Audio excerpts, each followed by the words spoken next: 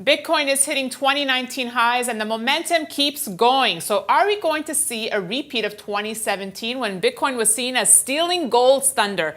Here to settle the Bitcoin versus gold debate, is there one? Frank Holmes, CEO of US Global Investors, joins me now in studio. Frank, thank you so much for joining us. I know you were just at Consensus. You ran over here down to Wall Street to join me. In the rain.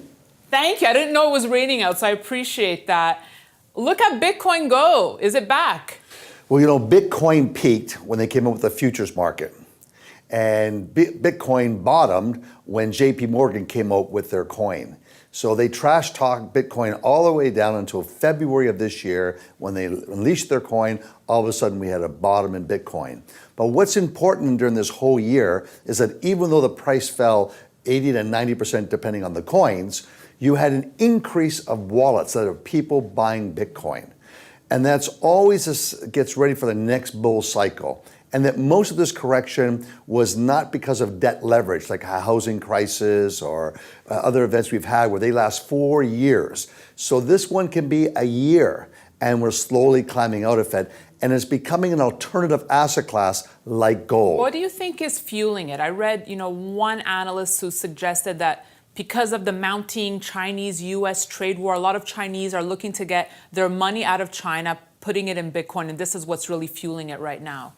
I don't know. That's a good speculation. I think that China says they're going to shut down all the operations. That's where the real abuse of energy, coal energy is used for that, whereas the stuff that we mine is always with geothermal energy, like in Iceland. Right. Or hydroelectricity in a northern part of Sweden.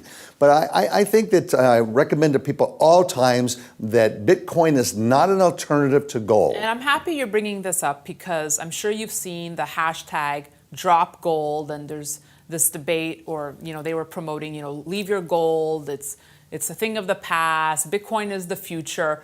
And I read somewhere you wrote, as much as I think Bitcoin has a bright future, it's no replacement for gold. So why do you think people like pitting these two asset classes against each other when I personally, really see two different functions and uses here?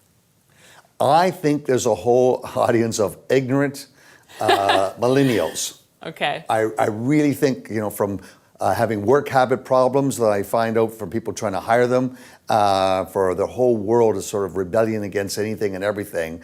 It's just foolish. But they should do their homework. They should open up a history book of why gold is so significant, why the great love trade, that if you love your country, you should have gold in reserves. So if you have a crisis of being intact, your paper money goes down in tremendous value. Gold is what bailed out Britain, getting it over to Canada, and then trading to get weapons from America. It was gold that did it. So you are wearing beautiful gold, can't wear a digital currency on your neck, unless there's a gold copying a Bitcoin. Now, I think they're very different, but they're alternative asset classes. Yeah, that's really well said, Frank, and especially coming from you because you deal in the crypto world with Hive, obviously, and obviously you're a huge proponent of gold. So let's talk about gold's run-up this week. Looking good here, would you say? I think it's just doing its beautiful thing. It's a fear trade right now of the trade war, but I think rates are going to fall. I think we're going to have these negative. Take a look at Europe. That massive EU has negative real interest rates. There's no hope of them rising. And I think that they're idiots over there. Honestly, disrespectful in one way it sounds like it, but really, how can you have all this negative printing of money in Europe? You better buy gold, and you better back up the truck and have that minimum 10% golden rule. And it doesn't matter if you're retail or you're institutional. What are your thoughts on silver? Because you and I, we never really talk about silver. It's sleeping right now, but do you like silver? When you're in the crypto world, Ethereum is like silver is to gold, which is Bitcoin. Silver has a greater volatility to it. It's 1.5 times whatever gold is. So gold goes up 10%, expect a 15% run in silver. Gold falls 10%, expect a 15% drop in silver. So there's an inflection point that all of a sudden silver kicks in. And I'm always an advocate, buy silver coins, give them away for presents. Don't give, because kids all will keep that silver coin. And who knows, one day.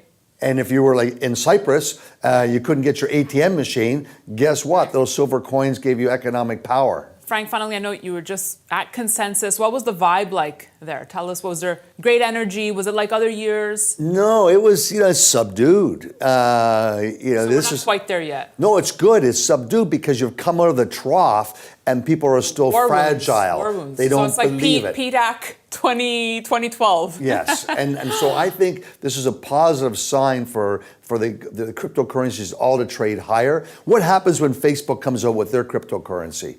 Would 2 billion people all of a sudden be able to use that backed by US dollars, most likely? And Whole Foods coming out saying they're accepting a crypto payment now. And yes, and they can come up with their own stable coin.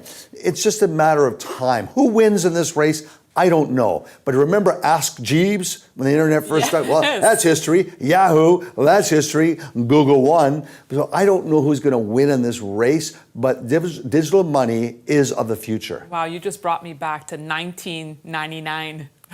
Frank Holmes, thank you so much. Surprise having you in studio today. It's great to be Love with you. when you stop by. I miss your energy. Yeah, sending it your way. Thank you so much, Frank. And thank you for watching. We'll be back tomorrow.